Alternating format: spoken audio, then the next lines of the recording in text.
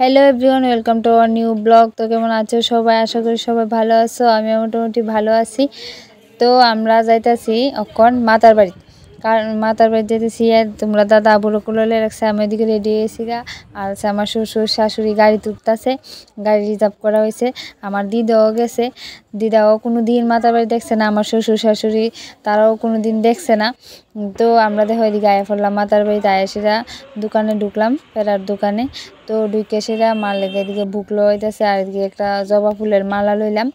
লইয়া সেরা আমরা সবাই উপরে উঠে গেলাম গা। তো দিদার এদিকে মা আর বোনে ধরে ধরে উঠাইছে সিঁড়িটা। দিদার খুব কষ্ট হয়েছে সিঁড়িটা উঠতে, তবু উঠছে মারে দর্শন করানোর লেগা। কারণ দিদা কোনো দিনও দেখছে না, খুব ইচ্ছা আসলো দেখতো, ইচ্ছাটা পূরণ করে দিলাম। আমার শ্বশুর শাশুড়িও দেখছে না, তো তারারও ইচ্ছাটা পূর্ণ হইলো। তো দেখো আমরা এদিকে উঠে এলাম মাতার বাড়ি যায় সেরা। এদিকে তোমরা দাদাও যাইতেছে, আবুল লাগছে। তোমরা একটা জিনিস লক্ষ্য করে দেখো, আমি গেছি পর্তিকা, মানে আমরা সবাই গেছি পর্তিকা। আমি কিন্তু আবুরে কমই কুলে রয়েছি। অবশ্য তোমরা দাদা এটা সবসময় করে, আমরা দুজন আবুরে লিয়ে কোনোখানে গেলে তোমরা দাদাই কুলে লইয়া রাখে বেশি। তো কার কার বাবা, মানে যারা হাজব্যান্ড আছে বাচ্চারা এই বাবা কুলে লইয়া রাখে, কমেন্টে জানে। তোমরা দাদা কিন্তু লইয়া রাখে। তো দেখো আমরা গেলাম গা মন্দিরে।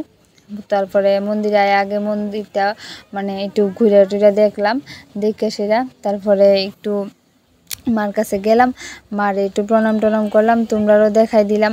মা তো এমনি খুব সুন্দর, এটা তো কইয়া লাভই নাই, মা তো মাই হয়। তো এদিকে আবুরও তোমরা দাদা নমস্কার করলে তো চারিদিকে ভোগ দিয়া লাইছে, আমার শাশুড়ি মা ভোগ দিছে।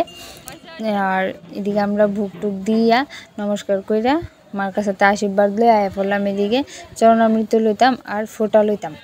তো আমরা চরণামৃতের ফোঁটা লইলাম, তারপর এদিকে একটু ঘুরলাম। এই দেখো ঘন্টারি আগে সবটি মন্দিরে আসলো, এদিকে এখন এদিকে না রাখছে, কাজ চলতেছে মনে হয়, তার লেগে হইব, আমি সঠিক কইতে পারি না।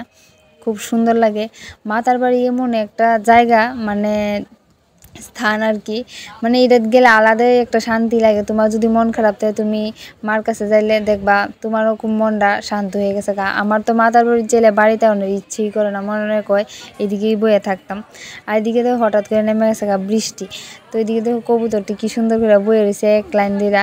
আর এদিকে অন্নপ্রাশন চলতেছিল, আরও অনেক বাচ্চারা আসলো যারা মুখে প্রসাদ দিব। তো এদিকে চলতেছে, আমরাও দেখলাম বয়ে বয়া। তারপর এদিকে আমরা টিকিট কাউন্টার থেকে টিকিট লই নিলাম মায়ের অন্য বুক লওয়ার লেগে। তো এদিকে আমি ইচ্ছা আসলো যে আবুর মুখে প্রসাদের পরে মার কাছের থেকে একটু প্রসাদ খাওয়াইয়া তারপরে বাকি কিছু মানে আবুরে মুখে দেওয়া। তো তার লেগে আরও মানে মাতার বাড়িতে যাওয়া। তো এদিকে দেখো আমরা অন্য বুক টুক লইয়া অন্য বুক পরে লইছি। আগে মায়ের প্রসাদটা একটু বইনে মানে হেরে খাওয়াই দিছে আর কি। মামা তো আর আপন মামা তো আর নাই, তো তাই খাওয়াইছে বয়সেরা। আমার ইচ্ছা আসলো, তো এদিকে প্রসাদ টসাদ খাওয়াই আমরা মায়ের অন্য বুক লইয়া আয়া পড়লাম নিচে দিঘির ফাড়ে। দেহ দিঘিটা খুব সুন্দর, মানে এদিকে গেলেও একটা আলাদা শান্তি। কত বড় বড় মানে কচ্ছপ আছে, তারপরে মাছ আছে।